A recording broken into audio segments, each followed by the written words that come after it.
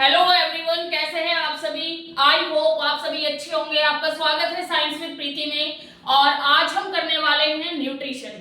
आपको जैसे कि पता है कि मैंने यहाँ पर एक सीरीज चलाई हुई है जिसमें मैं न्यूट्रिशन कवर कराऊंगी, उसके बाद हम टॉपिक वाइज कवर करने वाले हैं। तो न्यूट्रिशन में कल मैंने आपको क्या कराया था, आप जरूर बताइए कमेंट करके कि कल हमने ये पढ़ा था। न्यूट्रिशन में हमने कवर किया था कल कि न्यूट्रिशन होता क्या है और टाइप्स ऑफ न्यूट्रिशन। आज हम उससे आगे का कवर करेंगे, तो ध्यान से देखिएगा ये, क्योंकि बहुत इंपॉर्टेंट टॉपिक है आपके लिए। तो न्यूट्रिशन में हम आज पढ़ने वाले हैं ऑटोट्रॉफिक न्यूट्रिशन। तो आप मुझे बताएं सबसे पहले कि व्हाट इज ऑटोट्रॉफिक न्यूट्रिशन। क्योंकि देखो होता क्या है कि हमें चीजें पता होती हैं लेकिन हम उसको अपने माइंड में सोच नहीं पा रहे या उसको रिकैप नहीं कर पा रहे, जिससे कि हम चीजों से जुड़ नहीं पा रहे हैं। तो न्यूट्रिशन में आज हम पढ़ने वाले हैं ऑटोट्रॉफिक न्यूट्रिशन।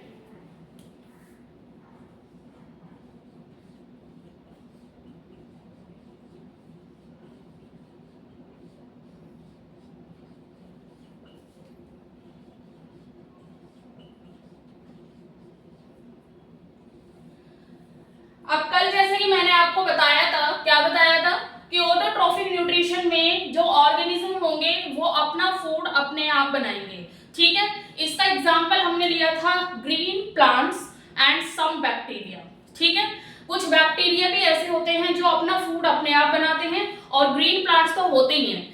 अब आप 6th से 7th से 8th से पढ़ते हुए आ रहे हैं कि ग्रीन प्लांट जो होते हैं वो अपना फूड कैसे बनाते हैं, अपने आप कैसे बनाते हैं, क्योंकि हम सब तो प्लांट पे और एनिमल्स पे डिपेंड है।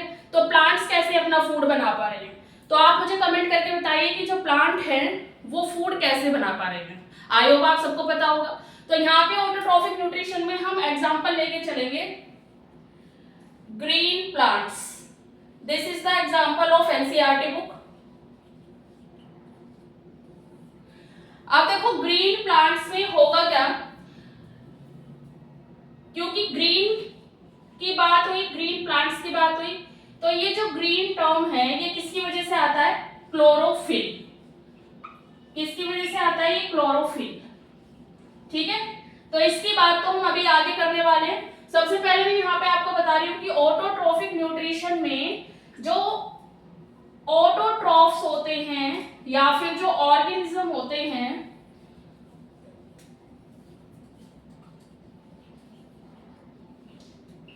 वो कुछ इनऑर्गेनिक मैटर का यूज करके उसको किस में कन्वर्ट कर देते हैं, ऑर्गेनिक में। ठीक है, अब सपोज करो कि ग्रीन प्लांट्स की बात हुई, तो ग्रीन प्लांट्स में होगा क्या, फोटोसिंथेसिस होगा। All the green plants make their food by the process of photosynthesis. ये बात तो आपको सबको पता है, व्हाट इज फोटोसिंथेसिस। तो इसमें ग्रीन प्लांट्स जो हैं वो अपना फूड अपने आप बना रहे हैं by the process of photosynthesis. अब देखो इसमें होगा क्या कि जो प्लांट्स होते हैं वो क्या ले रहे हैं, CO2, और क्या ले रहे हैं, वाटर, और क्या ले रहे हैं, सनलाइट, और इन सब का यूज करके वो क्या बना रहे हैं, तो कार्बोहाइड्रेट बना रहे हैं। प्लांट का खाना क्या है, कार्बोहाइड्रेट है।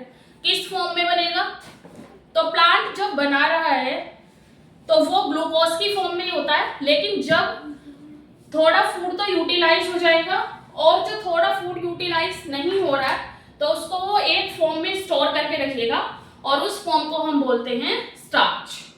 ठीक है, ये क्वेश्चन 100% पूछा जाता है। फोटोसिंथेसिस की जो इक्वेशन है वो पूछी जाती है, फोटोसिंथेसिस क्या होता है ये पूछा जाता है, फोटोसिंथेसिस के जो रॉ मटेरियल्स है वो पूछे जाते हैं। तो आप यहाँ जरा ध्यान से देखिएगा।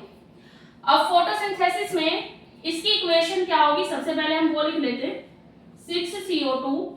प्लांट्स ने क्या लिया, कार्बन डाइऑक्साइड ली, उसके बाद 6H2O वाटर लिया, तो यहां से क्या बन जाएगा, C6H12O6 प्लस क्या निकलेगा, कौन सी गैस निकलेगी, तो ऑक्सीजन। कल मैंने एक शॉर्ट अपलोड की थी और वहां पे मैंने बताया था कि जो प्लांट होते हैं वो रात के समय समय में रेस्पिरेशन करते हैं, दिन के समय में फोटोसिंथेसिस प्रोसेस करते हैं। तो रात के टाइम में कौन सी गैस रिलीज करते हैं? CO2, और दिन के टाइम में कौन सी गैस रिलीज करते हैं? O2। तो आप वो शॉर्ट्स भी जरूर देखिएगा। अब देखो ये इक्वेशन हो गई। ये जो इक्वेशन है इसे आप मेरे साथ रिपीट करेंगे। 6CO2 6H2O C6H12O6 + 6O2। तो यहाँ पे जो मेन प्रोडक्ट हमारा है वो क्या है? ग्लूकोज या कार्बोहाइड्रेट भी हम इसको बोल सकते हैं, क्योंकि glucose is a type of carbohydrate. और ये वाली जो गैस है, इस गैस का सभी जितने भी ऑर्गेनिज्म हैं वो यूज कर रहे हैं। और किस में यूज कर रहे हैं? एनर्जी की फॉर्म में। आप देखो जो ये कार्बोहाइड्रेट है, ग्लूकोज है, इसका यूज होगा, प्लांट्स इसका यूज करेंगे। अब ये आपसे पूछ लिया जाता है कि ये स्टोर किस फॉर्म में होता है, जो फूड है वो किस फॉर्म में स्टोर होता है? तो स्टार्च की फॉर्म में स्टोर होता है। ये क्वेश्चन बनता इंपॉर्टेंट है। प्लस यहाँ पर ये जो इक्वेशन है ये भी इंपॉर्टेंट है। Starch is the stored form of plants. इसी तरह से ह्यूमंस में भी होता है। तो आप मुझे कमेंट करके बताइए कि ह्यूमंस में जो कार्बोहाइड्रेट यानी कि ग्लूकोज है वो किस फॉर्म में स्टोर होता है? तो इसका आंसर हो जाएगा ग्लाइकोजन। अब मैं यहाँ पे आपको एक फैक्ट बताने वाली हूं। यहाँ आप इसको नोट डाउन कर लेंगे ये किस में होगा? ह्यूमन में। तो जब हम 1 से 2 दिन तक खाना नहीं खा रहे हैं तो क्या होगा? हम फिर भी रह रहे हैं, अपनी सारी एक्टिविटीज कर रहे हैं, तो हमें एनर्जी कहाँ से मिलती है? हम किस फॉर्म में फूड ले रहे हैं? ग्लूकोज की फॉर्म में, वो तो यूज हो रहा है। लेकिन जब हम खाना नहीं खा रहे हैं 4 से 5 घंटे या फिर 1 से 2 दिन, तो हम इस ग्लाइकोजन पे ही डिपेंड होते हैं। It is the stored form of food in the humans. I hope आप सबको ये समझ में आया होगा, और अगर समझ में आया है तो लाइक भी कर दो। तो ये हो गया इक्वेशन। अब देखो ये एक इक्वेशन मैंने आपको बताई है जो कि आपकी एनसीईआरटी में गिवन है। ये इक्वेशन 2 तरीके से होती है। यहाँ पे हमने कितने मॉलिक्यूल लिए? CO2 के 6। यहाँ पे H2O के मॉलिक्यूल कितने लिए? 6।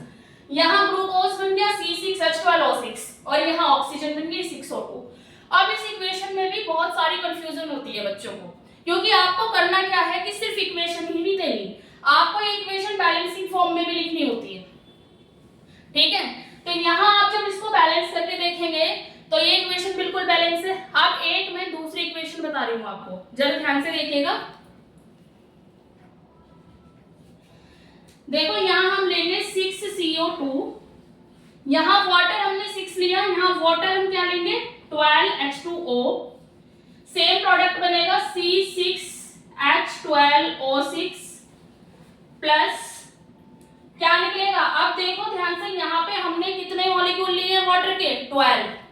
तो यहाँ 6H2O निकलेगा for the balancing of equation. कितने H2O निकल जाएंगे? 6H2O। और कौन सी गैस रिलीज होगी? Oxygen gas. तो डिफरेंस सिर्फ मॉलिक्यूल्स का है। यहाँ हम 6H2O ले रहे हैं तो 6 ऑक्सीजन निकलती है प्लस कार्बोहाइड्रेट बनता है। यहाँ हम 12H2O ले रहे हैं तो 6H2O एक्स्ट्रा निकालना पड़ेगा आपको। ये किसी भी फॉर्म में आप इक्वेशन लिख सकते हैं। और इस बार अगर आपने पेपर देखा हो बोर्ड का, तो ये इक्वेशन एज अ टिक पूछी थी और 1 मार्क की इक्वेशन थी। तो आई होप आपको फोटोसिंथेसिस का जो प्रोसेस होता है वो समझ में आया होगा कि व्हाट इज फोटोसिंथेसिस। दोबारा एक बार हम इसको जल्दी से रिकॉल कर लेते हैं। फोटोसिंथेसिस क्या होता है? Photosynthesis is the process in which all the green plants make their food by the process of use of sunlight, chlorophyll, CO2 and water, and all the plants convert these inorganic materials into organic materials. ये बात तो आपको clear हो गई होगी, definition clear हो गई, आपको इक्वेशन क्लियर हो गई। अब हम चलते हैं what are the raw materials of photosynthesis, जो कि एक बहुत इंपॉर्टेंट क्वेश्चन बनता है बोर्ड क्लास के लिए। तो पहले आप ये इतना नोट डाउन कर ले, कुछ सेकंड के बाद मैं इसको रफ कर रही हूं।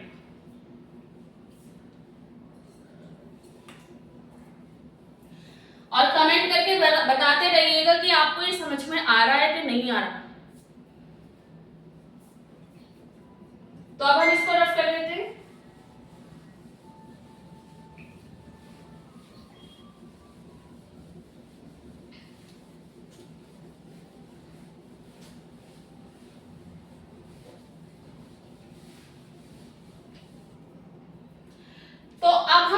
एक टॉपिक और कवर करेंगे, व्हाट आर द रॉ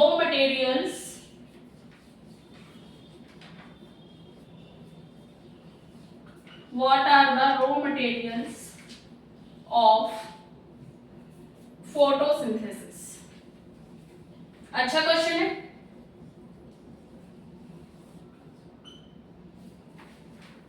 और देखो होता क्या है कि जब हमें चीजें समझ में आती है ना तो हमारा बेसिक बनता है। जब हमारा बेसिक बनता है तो हम अपनी स्टडी में, अपने टॉपिक में भी इंटरेस्ट लेते हैं, और जब आप इंटरेस्ट लोगे तभी क्वेश्चन कर पाओगे। जब क्वेश्चन करोगे तभी आपको मार्क्स मिलेंगे। तो पहले इंटरेस्ट लेना क्रिएट करो। आपको अगर टॉपिक समझ में आ रहा है तो वीडियो फुल वॉच किया करो, बीच में स्किप कर देते हो आपका आधी जो बेसिक मैंने बताया वो भी नहीं रहता, प्लस आगे जो बताया वो भी नहीं रहता। तो वीडियो फुल वॉच किया करो जिससे कि पूरा बेसिक बने आपका। अब देखो इसमें हमने रॉ मटेरियल्स लिखा, तो रॉ मटेरियल्स में सभी स्टूडेंट बता देंगे, सब कमेंट करके बताइए क्या रॉ मटेरियल्स होगा इसका। तो बेटा रॉ मटेरियल्स होता क्या है, सबसे पहली बात तो यही होती है, रॉ मटेरियल्स है क्या। आधे बच्चों को तो यही नहीं पता रॉ मटेरियल्स क्या है। तो रॉ मटेरियल्स होता है कि जब हमें, सपोज करो मैं एक एग्जांपल देती हूँ कि आपको आज दाल खाने का मन हो रहा है, तो आप क्या बोलेंगे अपनी मदर से कि दाल बनानी है। आप जब वो दाल बनाएंगे, उनको दाल बनाने में क्या चाहिए, एक तो रॉ उनको पल्स चाहिए, उसके बाद ऑयल चाहिए, कुछ मसाले चाहिए। तो दाल बनाने के लिए जितने भी वहां पर सर आप यूज कर रहे हैं वो सारे क्या हैं, रॉ मटेरियल्स। अब फोटोसिंथेसिस करवाने के लिए हमें क्या क्या चाहिए, CO2 चाहिए, H2O चाहिए, क्लोरोफिल चाहिए। तो these are the raw materials of photosynthesis. I hope आप सबको रॉ मटेरियल्स का पता लग गया होगा कि रॉ मटेरियल्स क्या है। अब हम आ जाते हैं स्टेप्स, जो कि एक बहुत इंपॉर्टेंट क्वेश्चन बनता है। आज की वीडियो में हम 2 से 3 नंबर एकदम से कवर करने वाले हैं। 100% इस वीडियो से आपको 2 से 3 नंबर का पेपर में देखने को मिलेगा, चाहे वो हाफ ईयरली हो या फिर एनुअल हो। Steps of photosynthesis. और जहां भी आपको डाउट हो तो आप कमेंट करिएगा कि हमें यहां डाउट है, तो हम आगे उसको कवर करने की कोशिश करेंगे।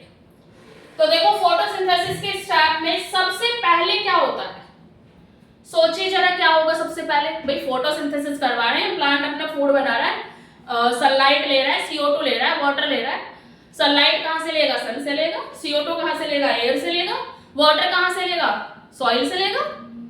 तो अब इस स्टेप्स में क्या आ जाएगा, सबसे पहले प्लांट क्या कर रहा है, एब्जॉर्प्शन ऑफ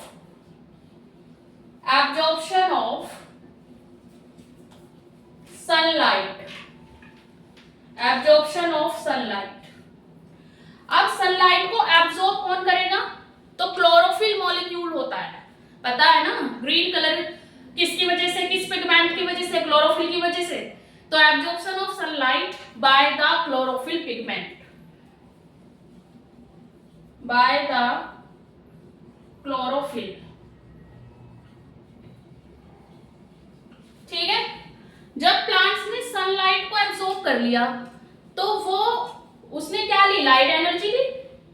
भाई प्लांट ने क्या किया, सनलाइट को एब्जॉर्ब किया, तो उसने क्या लिया, लाइट एनर्जी ली। तो लाइट एनर्जी को वो किसमें कन्वर्ट करेगा, लाइट एनर्जी कन्वर्ट हो जाएगी किसमें, केमिकल एनर्जी में। तो लाइट एनर्जी कन्वर्ट कर दी जाएगी केमिकल एनर्जी में। सेकंड स्टेप में ही एक और चीज होगी, ध्यान से देखिए, ये बहुत इंपॉर्टेंट टॉपिक चल रहा है तो ध्यान से देखिए। तो लाइट एनर्जी पहले तो कन्वर्ट हो गई केमिकल एनर्जी में, उसके बाद अदर चीज क्या होगी, तो जो वाटर मॉलिक्यूल है, splitting of water molecule into hydrogen and oxygen. आप इस चीज को भी अगर ध्यान रख लेंगे तो आपके बेहतरीन तैयारी हो जाएगी, अगर आप धीरे धीरे इसी तरह से पढ़ भी लेंगे। ये 2 चीज हो जाएंगी सेकंड स्टेप में। और थर्ड में क्या होगा, तो थर्ड में होगा रिडक्शन ऑफ CO2। अब जो CO2 बची है वो रिडक्ट हो जाएगी किसमें, कार्बोहाइड्रेट में, क्योंकि हमारा मकसद क्या है, हमारा मकसद है खाना बनवाना, तो खाना बनवा के ही छोड़ना है, बीच में नहीं भागना है। तो रिडक्शन ऑफ CO2 किसमें होगी, कार्बोहाइड्रेट में, and carbohydrate is a type of food, अभी बताया मैंने। तो देखो इस अब रिडक्शन क्या होता है, ऑक्सीडेशन क्या होता है, या क्लोरोफिल क्या होता है, अगर आपको ये भी पूछना है तो आप कमेंट करके जरूर बताइए कि हमें ये भी बताइए, मैं उसके ऊपर भी एक बेसिक वाली वीडियो बना दूंगी, ठीक है। तो आज हमने क्या क्या कर लिया, आज हमने फोटोसिंथेसिस पढ़ा ऑटोट्रॉफिक न्यूट्रिशन में, फोटोसिंथेसिस के बाद what are the raw materials of photosynthesis ये पढ़ा, उसके बाद स्टेप्स ऑफ फोटोसिंथेसिस किए और फोटोसिंथेसिस की इक्वेशन की।